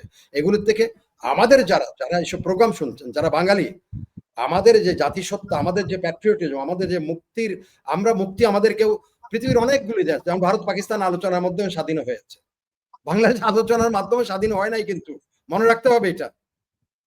এখন যিনারা এই কথা বড় বড় কথা বলতেছেন, কালকে এদিকে নিয়ে আমরা ও ভুল করা হয়েছে 47-এ কেন দেওয়া হলো পার্বত্য চট্টগ্রাম আর চট্টগ্রামকে। আরে তুমি তো ইতিহাসে জানো না বেটা, এই প্রদ্যুৎ মাণিক্য, যে তখন তো ভারত, সরি, বাংলা এবং আসাম একটা আলাদা এন্টিটি ছিল, 3টা এন্টিটিকে স্বীকার করে নেওয়া হয়েছিল তখন, 3টা এন্টিটি, পাকিস্তান, ভারত এবং আসাম বেঙ্গল। তো তোমার ত্রিপুরা কই ছিল তখন? তোমার এই মণিপুরের রাজা কই ছিল তখন? এই যে কথাগুলি আমাদের বলা হচ্ছে, এই প্রোগ্রামগুলি আমরা যদি না বলি, আমাদের যারা এই শ্রোতা আছেন তাদের সদাত্মবোধ জাগ্রত হতে হবে। বাঙালির জাতীয়তা এমনি এমনি সৃষ্টি হয় নাই, অনেক অনেক চড়াই উতরাই, অনেক মনন থেকে বঙ্গবন্ধু ডাক দিয়েছিলেন, এবং মানুষ সেখানে ঝাঁপিয়ে পড়ে এক হয়েছিল, একক সত্তা হিসেবে সৃষ্টি হয়েছিল বাংলাদেশ। সেটাকে যদি কেউ অস্বীকার করে, ওই যে ইংরেজি প্রবাদের, তাহলে তোমার অতীতও নাই, তোমার ভবিষ্যৎও নাই। ফিনিশ। ইমরান ভাই, আমরা কিন্তু ইতিমধ্যে যা দেখেছি আরকি, নজরুলও আমার সাথে হয়তো একমতই হবে। আমরা এই জিনিস নিয়ে বহু জায়গায় আলোচনা করেছি। যেখানে আমরা এই তথাকথিত কালার রেভলিউশন দেখেছি, সেই মনে করেন ২য় বিশ্বযুদ্ধের পর থেকেই কিন্তু এই কাজগুলা হচ্ছে। যেমন চিলিতেও আমরা দেখেছি আলেনদেরকে হত্যা করা হয়েছে, এবং সম্প্রতি আমরা দেখেছি ইউক্রেনে, যখনই তাদের এখানে কালার রেভলিউশন হয়েছে, তারা কিন্তু তাদের জাতিসত্তা, ভাষা এগুলোর উপরেই আক্রমণ করেছে। এবং সর্বক্ষেত্রে কিন্তু তাই হয়। আপনি সম্প্রতি যদি নেপালের অবস্থা দেখেন, সেখানে তাদের এত বছরের পুরানো জায়গা, পুঁথি-টুথি রাখার জায়গা, চর্যাপত্র রাখার জায়গা পুড়িয়ে দেওয়া হয়েছে, যেন সে তার ইতিহাস খুঁজে না পেতে পারে। সে যেন কোনো বিষয় নিয়ে, একটা জাতি যেন কোনো বিষয় নিয়ে ঐক্যবদ্ধ না হতে পারে। কারণ ঐক্যবদ্ধ হলে যে শক্তি তৈরি হয়, সেটাকে সাম্রাজ্যবাদী শক্তির সবসময় ভয় থাকে। নজরুল, আপনার লাইনটা মাঝখানে চলে এইটার সাথে একটা খুব মজার জিনিস আছে। Definitely you have gone through, Nazrul ভাই তো অনেক লেখাপড়া করেন মানুষ, আমি জানি, I know him and I have all the respect for him. সেটা হচ্ছে এই যে হান্টিংটনের যে clash of civilization and making the new world order, আমি কেন জানি আজকেও এই পুরা ঢাকা থেকে আসতে পথে অনেকক্ষণ সময় পেয়েছি, বসে আবার পৃষ্ঠা উল্টাতে, সেখানে একটা চ্যাপ্টার আছে দেখবেন ইসলামিক ইয়ার উপরে, সেখানে পরিষ্কার করে তাদের একটা অবজেক্টিভস আছে। এই যে কথাটা আপনি বললেন, ইম্পেরিয়ালিস্টরা আপনার সিভিলাইজেশনের ক্ল্যাশের মধ্যে সবচেয়ে বড় জিনিসটা হবে তার কালচারের উপর আঘাত করা। আপনি কথাটা বললেন কিন্তু ঠিকই এজন্য সরি, আমি এই জন্য ইন্টারাপ্ট করলাম আপনার এই জিনিসটা, যে একবারে ওখানে সে দাড়ি কমা দিয়ে সেমিকোলন দিয়ে বুঝিয়ে দিয়েছে যে to hit the cultural heritage, the economy থেকেও কালচারাল ডিজাস্টার ড্যামেজটা is more harmful. Thank you Nazrul ভাই, প্লিজ। জি, নজরুল, আমি যেটা বলছিলাম আরকি, এবং ইমদাদ ভাইও আমার সাথে যোগ করলেন যে আমরা যেটা বলছিলাম যে জাতিসত্তার ঐক্যবদ্ধতা না থাকলে মানুষ কিন্তু দুর্বল হয়ে যায়, রাষ্ট্র দুর্বল হয়ে যায়, তার সার্বভৌমত্বের উপর আঘাত এলেও দেখা যায় যে সে আর রুখে দাঁড়াতে পারে না। আপনি কি দেখছেন যে আমাদের সেই অবস্থার দিকে আমরা ধাবিত হচ্ছি কোনোভাবে, নাকি আপনি আশার জায়গা দেখতে পাচ্ছেন? কারণ আপনার সাথে কথা বললে আমি কিন্তু মাঝে মধ্যে আশার জায়গা দেখি। আপনি উদ্বুদ্ধ করেন ইমদাদ ভাইয়ের মতোই। সেজন্য আমি আপনাকে এই প্রশ্নটা নজরুল ভাই করলাম। অনেক আশাবাদী না, ভাই। ওই যে এমদাদ ভাই কিছুক্ষণ আগে বলতেছিলেন না, এই কথাটা তো আমি আমার ধরেন যে শৈশব থেকে এটা আমি ফিল করেছি। মানে থাকে না কতগুলো যে আমাদের পরিবার মুক্তিযুদ্ধ পরিবার বলেই যে ফিল করছি, ব্যাপারটা এরকম না। মানে একটা দেশ স্বাধীন হয়েছে, আমরা যখন শুনতাম যে আমাদের পূর্বপুরুষরা, দাদারা, বাবারা বলতেন যে আগে যখন পাক ভারত একলগে ছিলাম, এইভাবে বলতেন তারা একদম ঘরোয়া আলোচনায়। তো সেই সময়ও তাহলে ভাবিল কেমনে, তো যে এরকম আলাপ আলোচনা করে ব্রিটিশদের লোকে পাকিস্তান আর ভারত আলাদা হয়েছে। তার মানে আমি কইতাম তার মানে ওরা স্বাধীন হয়েছে। তো একদম আমার আমার শৈশবের কথা বলছি, আমি যেভাবে স্বাধীনতার সংজ্ঞাটা পাইলাম। তার মানে কি তারা যুদ্ধ করে নাই? তো যুদ্ধ না করে একটা দেশ স্বাধীন হয় কেমনে বিদেশিদের সঙ্গে? বিশ্বাস করেন, মানে মানে এইটা একদম আমার ছোটবেলায় একটা কোয়েশ্চেন ছিল। যাই হোক, সেই বিতর্কে যেতে চাই না। আমি খুব প্রাউডলি বলি, আপনি দেখেন মোগলরাও আসার আগে, এমদাদ ভাই যে প্রসঙ্গটা যদি উঠাইলেন তাই বলি, আমি এর আগে এদের এই প্রোগ্রামেই বিজয় গাথার সঙ্গে আমি একদম শুরুর দিকে এই কথাগুলো বলেছিলাম যে এই যে মোগলদের আগের হিস্ট্রি যদি আপনি দেখেন, এইটা যে আমার ভাটি বাংলা, এই ভাটি বাংলায় কিন্তু কখনোই পরাজিত হয় নাই। Yes. আমরা প্রথম পরাজিত হয়েছি মোগলদের সময় আইসা। আমরা উপনিবেশের স্বাদ পাইছি মোগলদের কাছ থেকে। এইখানে পৃথিবীর পর্তুগিজ বলেন, ওলন্দাজ বলেন, কেউ আমাদেরকে দমাইতে পারে নাই। এমনকি মুঘলদের সঙ্গেও আমরা যে ফাইট করেছে, অর্থাৎ মুসলিমদের সঙ্গেও যে মুসলিমরা ফাইট করেছে কিভাবে, সেই হিস্ট্রি তো আমার ইতিহাসের মধ্যে আছে রে ভাই, নাই যে তা তো না। ফলে এই যে নতুন যে কথাটা বলতেছিল যে আশা কি আছে কিনা, আশা অবশ্যই আছে, কিন্তু আমি যে জায়গাটা ইন্ডিকেট করতে চাই, আমার ঘরের শত্রু, আপনি একটা শব্দ ব্যবহার করেছেন যে ঘরের শত্রু বিভীষণ কে, সেটি হচ্ছে এই ভুলটা বঙ্গবন্ধুও তার সময় করেছিলেন, যেই কারণে তাকে প্রাণ দিয়ে আজকে বাঙালিকে সেই ঋণে আবদ্ধ করে গেছেন তিনি। আজকে আমাদেরকে এই শত্রু, ঘরের শত্রু বিভীষণ চিনতে হবে, ভুল করলে চলবে না। এদেরকে চৈতন্যগত ভাবেই সমূল উৎপাট করতে হবে, এবং এদের শেকড় কিন্তু আমার দেশে না। শোনেন নাই, এখন রাষ্ট্র ক্ষমতায় যিনি আছেন তিনি বলেছেন আমি দেশি মাঠে খেলি না, আমি আন্তর্জাতিক খেলোয়াড়। পুলিশ সদস্যদের সঙ্গে রাষ্ট্রীয় প্রোগ্রামে বলেছেন। তো উনি তো আন্তর্জাতিক মাঠে খেলা খেলেছেন। গতকাল এই যে যাওয়ার আগে গতকালকেও তিনি বলেছেন যে আমি তো বলেছি আমরা পৃথিবীর কারো কাছে যাবো না, পৃথিবী আমার কাছে আসবে। ইয়েস, খুব সঠিক কথা বলেছেন, কারণ বাংলাদেশকে একটি কেক বানাচ্ছেন আপনি। ওই সাম্রাজ্যবাদী শক্তি কাকে, তুরস্ককে এক টুকরা দিবেন, এক টুকরা আমেরিকাকে দিবেন, এক টুকরা পাকিস্তানকে দিবেন, সেই ভাগ করছেন আপনারা। ফলে সেই কারণেই ওই পৃথিবী আসছে। কিন্তু মনে রাখতে হবে, ওই যে বলে না যে এই দেশের যে কালচারের কথা বলছিলেন, বিধবারা, বেহুলা কখনো বিধবা হয় না, সুমনের গানে আছে না, এটা বাংলার রীতি। উনি ভুলে গেছেন হয়তো, উনি তো আসলে নারীর ক্ষমতায়নের নামে নারীর দারিদ্রতা বাড়িয়েছেন, কিন্তু এই দেশের নারীরাও যে পরিমাণ শক্তি রাখে আমার অতীত ইতিহাসে, সেইটাই তো ওনারা সামাল দিতে পারবেন না। আমি স্ট্রেট বলতে চাই, আমি কেমনদের কাছে আরেকটা জায়গায় একটু জানতে চাই যে গ্লোবাল পলিটিক্স থেকে শুরু করে এখন আমাদের যে খেলাটা হচ্ছে আন্তর্জাতিক বিশ্বে আমাদেরকে নিয়ে, এমনকি রোহিঙ্গা ইস্যু সহ, সেখানে একটি বড় ফ্যাক্টর হচ্ছে তুরস্ক। এই টার্কি আমাদের এখানে কিন্তু অনেক বেশি হাইড আউট হয়ে যাচ্ছে বিভিন্ন জায়গার আলোচনাতে। ফার্স্ট ওয়ার্ল্ড ওয়ারে দেখেন তুরস্ক কাদের সঙ্গে ছিল, সেকেন্ড ওয়ার্ল্ড ওয়ারে দেখেন তুরস্ক কাদের সঙ্গে ছিল, এখনো গ্লোবাল পলিটিক্সে দেখেন যে তুরস্ক কিভাবে খেলছে। এবং আমার এই রোহিঙ্গা সমস্যা জিয়ে রাখার ক্ষেত্রে তুরস্কের কি ভূমিকা, খুব সূক্ষ্মভাবে একটু চিন্তা করে দেখবেন। এমদাদ ভাই রোহিঙ্গাদের উপরে দীর্ঘদিনের তার গবেষণা আছে। আমি বিনয়ের সঙ্গে এমদাদ ভাইকে বলবো যে এই উইন্ডোটা একটু খোলার জন্য। আমরা দীর্ঘদিন এই উইন্ডোটাকে নিয়ে খুব বেশি নার্সার করি নাই।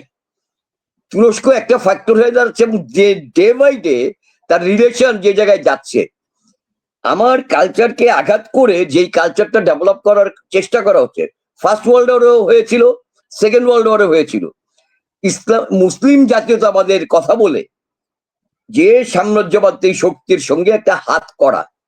আজকে আমার বাংলাদেশেও কিন্তু পাল্টা, মানে আমি এমদাদ ভাইয়ের ওই বক্তব্যের সাথে একমত। আমি কারো কাছে কারো আধিপত্যবাদ মানবো না, সে মিয়ানমার হোক, সে ভারত হোক, সে পাকিস্তান হোক, হোয়াট এভার ইট ইজ, কারো বিন্দুমাত্র, সে সিভিলিয়ান সোসাইটি থেকে হোক আর সেটা রাষ্ট্রের পক্ষ থেকে হোক, সেটা আমি বরদাস্ত করবো না। হ্যাঁ, আমার কৃতজ্ঞতা বোধ আছে ভারতের প্রতি, কিন্তু আমি ভাই মাথা নোয়াবার না।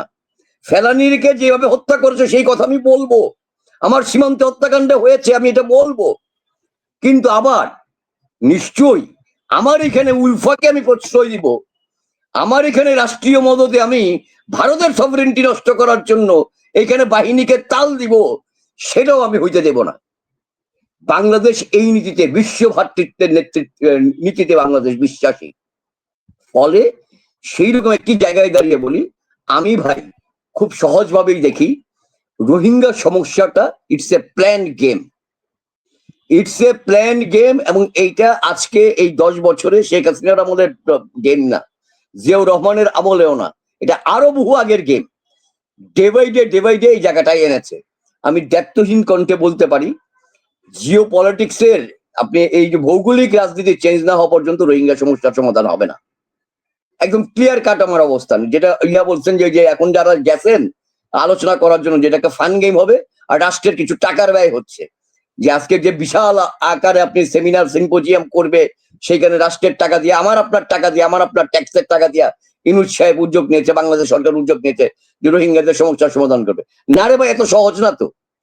রোহিঙ্গা সমস্যার সমাধান করতে হলে আপনার মিয়ানমারকে আগে তার সঙ্গে নেগোসিয়েটেবল জায়গায় আপনাকে যেতে হবে। দীর্ঘদিন কাজ করেছেন মিয়ানমারের সঙ্গে এমদাদ ভাই, কোন একটা আলোচনাতে এমদাদ ভাইকে ডাকছে, এমদাদ ভাই তখন সিভিল সোসাইটির লোক, এই গভর্নমেন্ট ডাকছে, পরামর্শ নিছে, কোথাকার কোন খলিল কেনা রোহিঙ্গা বিশেষজ্ঞ বানায় দিচ্ছে। একদিনও ডাকেনি। এক্স্যাক্টলি, আমি সেটাই বলছি। আমাদের দেশে তো এই কাজগুলো হয়েছে, আমাদের দেশে যে এই কাজগুলো হয় নাই তা তো না। তো ফলে আমাদের রাষ্ট্রকে এখন যেইটা কাজ করতে হচ্ছে, আমাদের জাতিসত্তার যেই স্বপ্ন নিয়ে আমরা এগিয়েছিলাম, দেখেন মানে বারবার করে এটা বলা হয়েছিল যে 75-এ এসে আমরা হোঁচট খেলাম, আবার 96 থেকে 2001-এ এসে আবার হোঁচট খেলাম, আবার 6-এ খেলাম, 9 থেকে যে ধারাবাহিকভাবে একটু মাত্র দাঁড়ানোর শুরু হয়েছিল। আরে ভাই, এক পদ্মা সেতু তো আবার আত্মমর্যাদার প্রতীক হয়ে দাঁড়াইছিল। আমি পদ্মা সেতু কত টাকা খরচ হয়েছে সেটা নিয়ে আপনি দুর্নীতি হয়ে থাকলে তদন্ত করেন, কিন্তু যে স্পিরিটটা থেকে পদ্মা সেতু দাঁড়িয়েছিল, দ্যাটস দ্য বাঙালির স্পিরিট। সেইটা আবার আত্মমর্যাদার স্পিরিট, বাঙালির মাথা না নোয়াবার স্পিরিট। আজকে ওয়ার্ল্ড ব্যাংকের কাছে আমরা কত টাকা ঋণী, আর আমি ওয়ার্ল্ড ব্যাংকের কাছ থেকে ঋণ না নিয়ে পদ্মা সেতু বানায় ফেলছি। আজকে আমি বাংলাদেশে IMF এর কাছে কত টাকা ঋণী।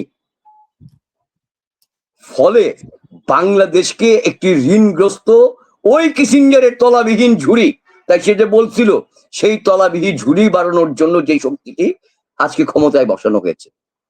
ফলে রোহিঙ্গা সমস্যা সমাধান করতে হলে আগে আমার রাষ্ট্র ক্ষমতায় যারা আছে, সেই রাষ্ট্র ক্ষমতায় আমার বাঙালি জাতীয়তাবাদের সঙ্গে সম্পৃক্ত, আমার মুক্তিযুদ্ধের সঙ্গে সম্পৃক্ত তেমন সরকার, তেমন রাষ্ট্র কাঠামো প্রতিষ্ঠার মাধ্যমেই সম্ভব একমাত্র এটা সমাধান করা। কোন কেয়ারটেকার গভর্নমেন্ট এটার সমাধান করতে পারবে না। রোহিঙ্গা সমস্যা সিরিয়াস একটি পলিটিক্যাল সমস্যা, এটাকে পলিটিক্যালি এটাকে নার্সিং করতে হবে। এটা আমার চেয়ে বলে, এটা কোনো সামরিক সমস্যা না। রোহিঙ্গা সমস্যা কোনো, ওইখানে জান্তা সরকার ক্ষমতা থাকতে পারে, কিন্তু এটা শুধু সামরিক সমস্যা নয়, এটা আমাদের প্রতি পলিটিক্যালি ইম্পোজ করা হয়েছে। এমদাদ ভাই, নজরুল যেটা বলছিল আর কি, যে তুরস্কের ভূমিকাটা, এটা যদি ছোট্ট করে একটু বলতেন। এটা কিন্তু অনেকেই জানে না যে তুরস্ক কি ধরনের ভূমিকা পালন করেছে মুসলিম ব্রাদারহুডের নামে, এবং কিভাবে তারা এই জিওপলিটিক্স চেঞ্জ হওয়ার ক্ষেত্রে এবং প্রভাব বিস্তার করছে, এটা কিন্তু অনেকের কাছে পরিষ্কার না। নজরুল যেটা বলছিল একটু যদি এমদাদ ভাই। না, তুরস্ক ইনিশিয়ালি তারা একটা ভূমিকা রাখার চেষ্টা করেছিল এখানে, বিশেষ করে রোহিঙ্গাদের মাঝে। তখন তুরস্কের ফার্স্ট লেডি উনি আসছিলেন, এসে উনি ক্যাম্পে অনেক ঘুরেছেন, কাজ করেছেন, যে রোহিঙ্গাদের সমবেদনা জানিয়েছেন। এরপরে along with their foreign minister, এবং এরপর পরেই যেটা তারা করেছে সেটা হচ্ছে বিশেষ করে কোরবানের সময় তাদের ডেলিগেশন আসে, তাদের লোকজন এখানে রোহিঙ্গাদেরকে সহানুভূতি জানায়। তো সেটা ধরেন আমাদের, এটা আমি বলছি এই সরকারের সময় না, বিগত সরকারের সময় বহুবার আসা যাওয়া করেছে। আমাদের পররাষ্ট্রমন্ত্রী সেখানে গেছেন, এবং গিয়ে তুরস্কে একটা বক্তৃতা দিয়েই আমাদের পররাষ্ট্রমন্ত্রী তখন মুসলিম বিশ্বে মোটামুটি একটা আমাদের জন্য একটা ঝামেলাও তৈরি হয়েছিল। আমাকে ওটাও বলতে হবে কি ঝামেলাটা তৈরি হয়েছিল। উনি আন্দালু হচ্ছে তুরস্কের রাষ্ট্রীয় গণমাধ্যম।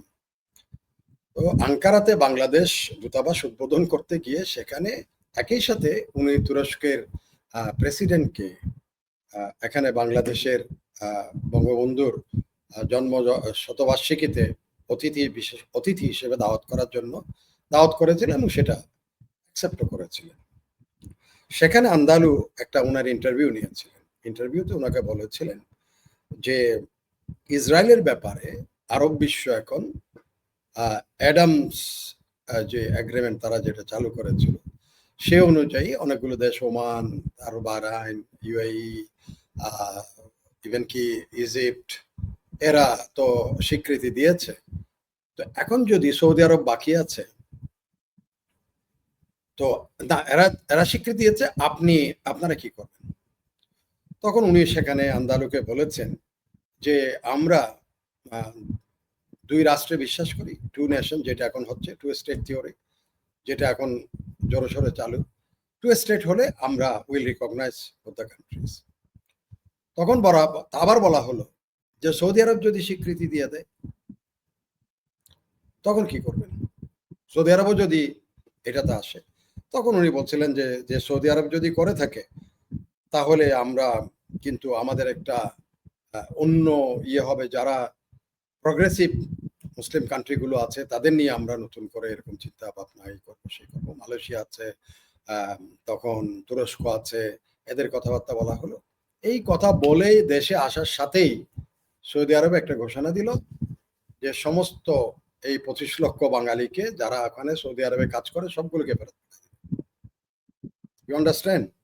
এখন আপনার মুসলিম ভাইদের কথা, আপনি তুরস্কের কথা বলেন, তখন বলে সব ফেরত পাঠা দিবে। রাতের বেলা যে কোনো প্রসঙ্গে হোক একই সাথে বললো যে প্রথমেই রোহিঙ্গাদের ফেরত, ফার্স্ট লটে রোহিঙ্গারা আসবে, যদি তারপরে তোমরা এগ্রি হিসেবে এই কথা সরে না আসো, এটা যদি রিজয়েন্ডার বা এই ধরনের না দাও, আমরা সব বাঙালিদের ফেরত দিতে।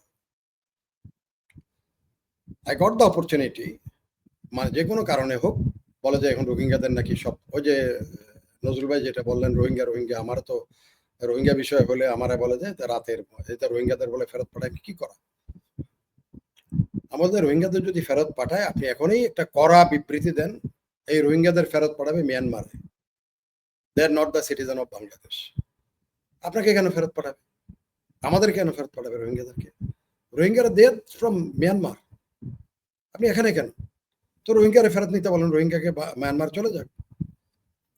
তো বলে যখন একটা দুষ্ট লোক আছে, যাই হোক, সে পরে এই বিবৃতি দেওয়ার পরে বলছে আমরা 25 লক্ষ, আপনি স্টেট আবার একটা পাঠান, ডিপ্লোম্যাটিক নোট পাঠান যে আমরা we are ready to receive all our মানে ওয়ার্কার্স।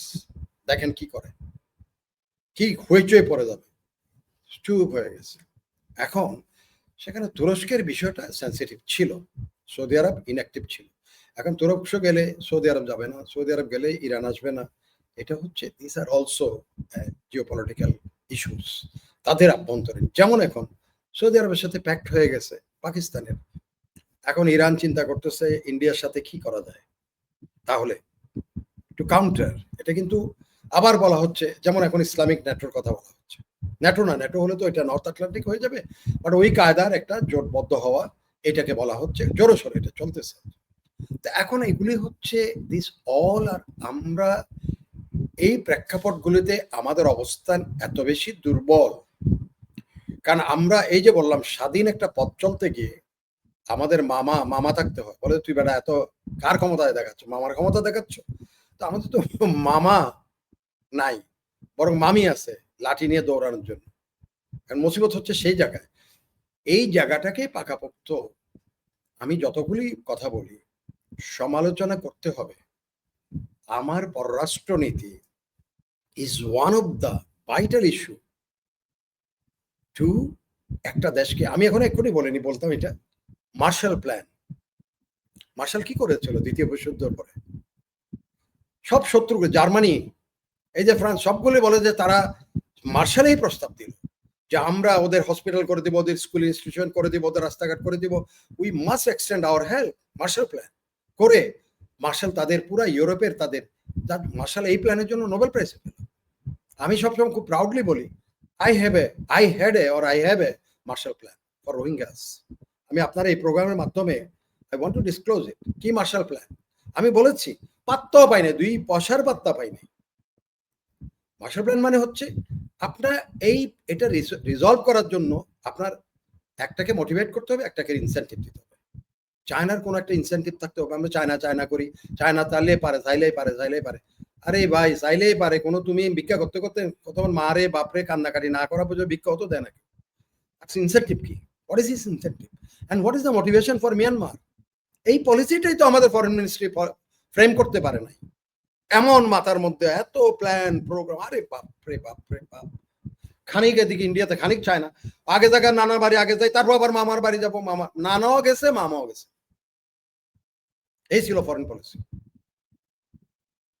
আপনি এখন বলবেন যে আমি স্পষ্ট করে বলি, এখানে কিচ্ছু নাই হারানো। সত্য বড়ই কঠিন রবীন্দ্রনাথের, তবু সত্যকে বাসিলাম ভালো, সত্য কখনো করে না বঞ্চনা। আমি বললাম আমরা চায়নাকে একটা প্রস্তাব দিই যে এই যে 15 লক্ষ 10 লক্ষ মানুষ আছে, এত লেবোরিয়াস, তারা যে চক্রীয়তে $20 বিলিয়ন খরচ করে তাদের যে শিল্পাঞ্চল করছে, এর থেকে সস্তা শ্রমিক কোথায় পাবে তারা? Let's we put it before the Chinese. আমরাই বলবো যে ওদের ওখানেই তারা বসতি করো, উত্তর আমেরিকান থাকার দরকার নেই। তুমি বিশাল শ্রমিক কলোনি ওখানে করো, তাদের জন্য বাড়ি করে দাও ছোটখাটো করে প্ল্যান হয়েছে। তো ইউক্রেন $1 বিলিয়ন না, $100 মিলিয়ন তো খরচ হবে না, বাড়ি করে দিক, সেখানে তারা এগুলি সাপ্লাই দেবে। মিয়ানমারকে একটা প্রস্তাব দিয়েছে আমরা মার্শাল প্ল্যানে, আমার প্ল্যানে আমি বলছি যে তাদের এখানে বিশাল অঞ্চলেই আরাকান একটা ফসল হয় বৃষ্টির মৌসুমে। আমি বললাম আমরা 3টা ফসল, তোমাদের ফসল তোমরা করো। আই ওয়েন্ট, আমার পকেটের পয়সা খরচ করে আমি 10 দিন থেকে আসছি, বেরোতে এসে বলছি আমি সরকার থেকে একটা পয়সা নিব, একটা পয়সা, নট এ সিঙ্গেল। আমি সরকার থেকে কিছুই পাই না এখন, আমি চলতেছি, আই হ্যাভ দ্য মিনস। এখন কথা হলো নিব না, আমার কি এখানে, তাহলে what is your interest, you may ask me. আমি অথরিটি যারা ছিল তাদেরকে, তারা শুনবে হয়তো, এগুলি শুনলে এখন লজ্জা পাবে, কষ্ট পাবে যে এমদাদ তো এই কথা এখন পাবলিকলি বলে দিচ্ছে। বলবো because I was kicked out.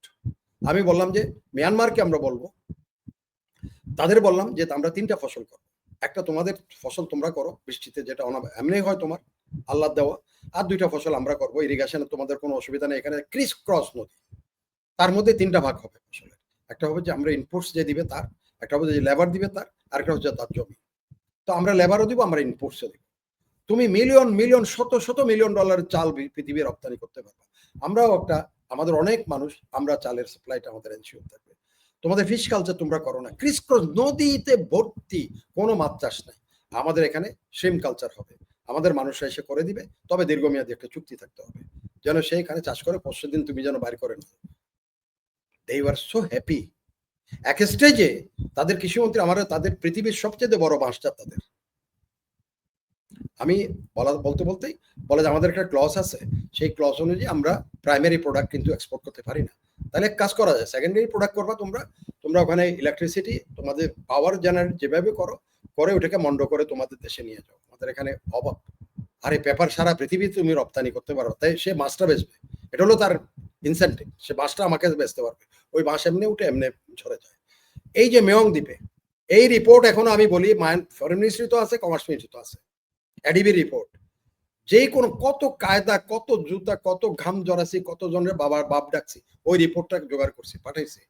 এই এখানে ওভার 45 মিলিয়ন মেট্রিক টন চুনা পাথর, এই যে আমাদের এখান থেকে কত 30 নটিক্যাল মাইল, আমি সরকারকে প্রস্তাব দিলাম যে অন্তত আমরা ওটা নিয়ে আসি, ওদের সাথে একটা চুক্তি করি। আমাদের এখানে এত সিমেন্ট মিল আমাদের আনি, আমরা এখান থেকে ভারত থেকে অনেক সময় যেটা আনি লাইম স্টোন, যেগুলো দিয়ে আমরা মেইন ওখান থেকে ওটা নিয়ে আসি। তারা দে উইল গেট দেম, বাংলাদেশের সাথে একটা ভালো সম্পর্ক। আচ্ছা, এই সমুদ্র বিজয়ের নজরুল ভাই বললেন সমুদ্র বিজয়, আমরা তো আসলে it is such a achievement, অথচ এগুলি আজকে আলোচনায় নাই। বিশাল অঞ্চল, বাংলাদেশের সমপরিমাণ আজকে ব্লু ইকোনমি, বাংলাদেশের সবচেয়ে বেশি সম্ভাবনার ক্ষেত্র হচ্ছে ব্লু ইকোনমি। সাগরের নিচে যে সম্পদ আছে বাংলাদেশের সমস্ত, তার 100 ভাগের 1 ভাগও বাংলাদেশের উপকূলে, মানে ভূমিতে নাই। এখন সেখানে কি হলো, তারা মিয়ানমার এখানে ড্রিলিং করতেছে, গ্যাস কে করতেছে? Chinese company. ওখানে গিয়ে আমাদের ফ্রিগেট হাজির হল, আরে বাধা দেওয়ার জন্য। Is this the diplomacy? Brigade গেছে তো আমার এই যে সাংবাদিক ভাইরা জিজ্ঞাসা করল নজরুল ভাইদের মতো, কিরে ভাই এটা কি? আমি যে কেন, আমাদের এমবাসি আছে রেঙ্গুনে, জানে না মিয়ানমারের সাথে একটা ডিল হচ্ছে তাদের ওখানে গ্যাস তেল অনুসন্ধানের জন্য। তখন তুমি বলতো এটা ডিসপিউটেড এরিয়া, ভাই এটা এখন যাইও না, ডিসপিউটটা শেষ হোক। আর ওরা যখন ওখানে ড্রিলিং এর জন্য সব নিচ্ছে, তখন তুমি অ্যাওয়্যার করে দিতে ওখানে ফ্রিগেট পাঠানো কি দরকার? To show your muscle. চায়নাকে তুমি কি মাসেল দেখাবা? আমি মিয়ানমারকে আমার মাসেল দেখানোর দরকার কি? অনলি আদার নাইবারিং কান্ট্রি আমরা সেখানে মাসেল একটা দেখাচ্ছি, ফ্রিগেট একটা গেছে, যা হামা করছে নেভির লোকজন, ওরা উইথড্র হয়ে চলে গেছে। বাঁশ যাওয়া হওয়ার, ওই বাঁশঝাড়ের বাঁশ তো আনতে পারি নাই, পুরো বাঁশ আসলো রোহিঙ্গা হিসেবে।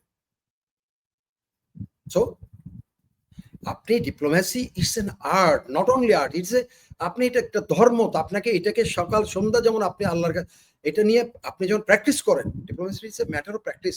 সকালবেলা এসে আপনি আমার ডিপ্লোম্যাসির বাবা দাদা, আমি তো ডিও শিখি নাই ডিপ্লোম্যাসি, তাইলে বুদ্ধি পরামর্শ। এই যে আপনি বললেন ঢাকার কথা বাদ দেন, আই ওয়াজ ভলান্টিয়ার, এটা তো এগুলি লজ্জার বিষয় আলোচনা করতেছি, because people they are so capable, so কি বলবো, ক্রিয়েটিভ, হ্যাভিং উইজডম, যে আমরা তো অনেক বুঝি। এখানে কোথাকার কোন আর্মির মেজরেও কি বুঝে এখানে এসে ভাই আমরা মানে অনেকক্ষণ আলোচনা করলাম, এটা শেষ করে দিচ্ছি। একটা জাতিসত্তাকে যদি আপনি, কাজী নজরুল কি বিশ্ববিদ্যালয়ের ডক্টরেট ছিল? আমি বিশ্বাস করেন, আমি যখন এথেন্সে গিয়ে অলিম্পাস পর্বতের নিচে যেই অলিম্পাস, যে হোটেলে আমাকে রাখা হয়েছে, আমি সেখানে হঠাৎ করে এমনি বলতেছি এটা কি, ওরা আমারে বলছে অলিম্পাস পর্বত। আমার তখন মনে হলো কাজী নজরুলের, আমাদের দর্শকরা কিন্তু এটা মজা পাবেন, আমি একটু বলি, আমি অরফিয়াসের বাঁশি এর বাঁশরি, কি ব্যাপার অরফিয়াস? তো তখন শুনলাম বলে যে এখানে যে গান শুনতেছেন এটা অরফিয়াসের বাঁশির থেকে তারা ওই সুর তুলে নিয়েছে। দ্যাট স্ট্রাইকস মি, কি অরফিয়াসের বাঁশি? এই যে নজরুল ভাই, আমাদের কাজী নজরুল লিখেছেন আমি অরফিয়াসের বাঁশের বাঁশরি। আমি তখন স্টার্টেড তাদের, আমি সব ভুলে টুলে হোটেলে আরাম আয়াস বলে, আমি যে অরফিয়াস সম্বন্ধে, আমি অরফিয়াস ছিল তাদের মিথোলজি অনুযায়ী, অরফিয়াস যখন সুর তুলতো সবকিছু স্তব্ধ হয়ে যেত, নীরব হয়ে কান পাতত। এবং অরফিয়াসকে এই বরটা দিয়েছিল তার মা, কোন এক মুহূর্তে মা তাকে দোয়া করে দিয়েছিল, তাদের বিশ্বাস। তো সেই অরফিয়াস এখন তার বাঁশির সুর তুলতো, আবার ওদিকে একটা দ্বীপে জাহাজ যখন যেত, অপদেবতার একটা সুর তুলতো, জাহাজিরা মুগ্ধ হয়ে ওইটার দিকে যেত, গেলে সবগুলোর ধরে মরে খেয়ে টেয়ে তারা জাহাজ সহ লুট করে নিত। তো একটা বুদ্ধিমান একটা বলে যে আমরা অরফিয়াসকে জাহাজে তুলে নিয়ে যাব। অরফিয়াস যখন ওই দ্বীপের কাছে গেছে, ওদের থেকে একটা ফ্লুট কারে নিয়েছে, একটা বাঁশি কারে নিয়ে অরফিয়াস তার সুর তুলেছে। অপদেবতারা সবাই স্তব্ধ, কারো কোনো আর সুর নাই, কিচ্ছু নাই। ওই দ্বীপের এক অপূর্ব সুন্দরী মেয়ে ছিল, শি ফল ইন লাভ অরফিয়াসের সাথে, অরফিয়াসকে বিয়ে করবে। এখন সে করছে, অরফিয়াস তাকে বিয়ে করে ফেলছে, সাপ দিছে অরফিয়াস ওই মেয়েকে, বিয়ের পর মুহূর্তে সাপ তাকে টক্কর মারছে, ওটা হয়তো অপদেবতারা করিয়েছে, সে মারা গেছে। অরফিয়াস তুলছে আবার সুর তোলার পরে এবার অন্ধকারের দেবতারা সব অস্থির হয়ে গেছে, যে আমরা তো টিকতে পারতেছি না, কি যে সুর এখন, বলে কি চাও তুমি, এরকম কেন করতেছো? তো অরফিয়াস বলে যে আমরা তো মরণশীল, তোমরা দেবতা, তোমরা তো মরো না, আমরা তো মরেই গেলাম, মরে যাব, মরলে তোমাদের কাছেই আসবো। তো আমার যাকে বিয়ে করেছে সে তো এখনো এটা কলি মাত্র ফুটেও নাই, যে ফুল, তাকে তোমরা কেড়ে নিলে, তাকে আমার কাছে ফিরিয়ে দাও, একদিন তো এমনিই মরে যাবে, সে তোমাদের কাছে চলে যাবে। বলে ঠিক আছে, উইথ ওয়ান কন্ডিশন, তোমাকে ফেরত দিব। তো কি? সেটা হচ্ছে এই, ফেরত দিলাম, কিন্তু তুমি তাকে নিয়ে চলে যাবে, আলোতে না পৌঁছা পর্যন্ত পিছন ফিরে দেখতে পারবে না। আস্তে আস্তে আস্তে অরফিয়াস তাকে নিয়ে আসতেছে। অরফিয়াস যখন স্টেপ ইন আলোতে খুশিতে পিছন ফিরে দেখে ফেলছে তার পিছনে তার প্রেমিকা আছে কিনা। বলে সে শুধু একটা শব্দ উচ্চারণ করছে তাদের কথা, বলে গুড বাই, বিদায় বলছে। অরফিয়াস বহুভাষী তুল চলছে, কন্ডিশন ইজ ব্রোকেন, এবং হি ওয়াজ কিল, এবং টুকরা টুকরা করে তাকে নিয়ে ওই অলিম্পাস পর্বতের নিচে যে নদী বয়ে যাচ্ছে তার মধ্যে ফেলে দিয়েছে, এবং ভালো দেবীরা এসে তাকে কবরস্থ করেছে। এখন সেখান থেকে এখন বুলবিলের সব পাখিরা বলে যে যেই সুর তুলে সেটা হচ্ছে অরফিয়াস এখানে আছে ইয়ার নিচে, পাহাড়ের নিচে, সেখান থেকে তার সুর তুলে সে সুর বাজাচ্ছে। এখন এই গল্প কেন আনছিলাম আমি আর জানি না। অরফিয়াস, এই যে নজরুলের কথা বলছেন, তো নজরুল এই যে বলল আমি অরফিয়াসের বাঁশের বাঁশরি, নজরুল কোনো বিশ্ববিদ্যালয়ে পড়ালেখা করছে? So what, I M a major, so what, Nazrul শেষের অংশটুকু বলেন। হ্যাঁ হ্যাঁ, অরফিয়াসের বাঁশের বাঁশুরি আর হাতের অনতুর্য, বাকি অংশটাও শেষ করেন।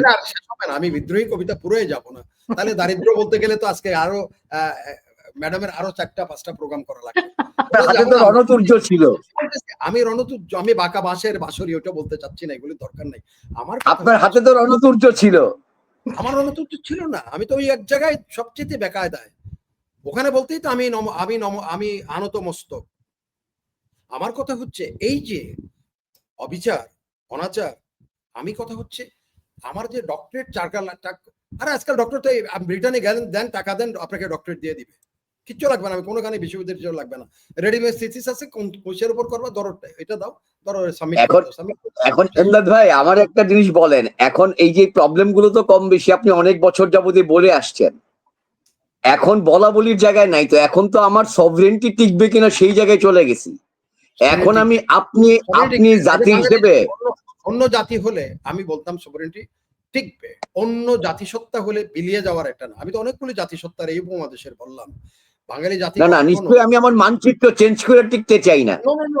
আপনি এটাও হবে না, আমি হবে না, আমি বলি যতক্ষণ সুকান্ত ধারণ করবেন, আপনি যতক্ষণ নজরুলকে ধারণ করবেন, যতক্ষণ রবীন্দ্রনাথকে ধারণ করবেন, আপনার এখানে বিলিয়ে যাওয়ার কোনো স্কোপ নাই, কোনো স্কোপ নাই।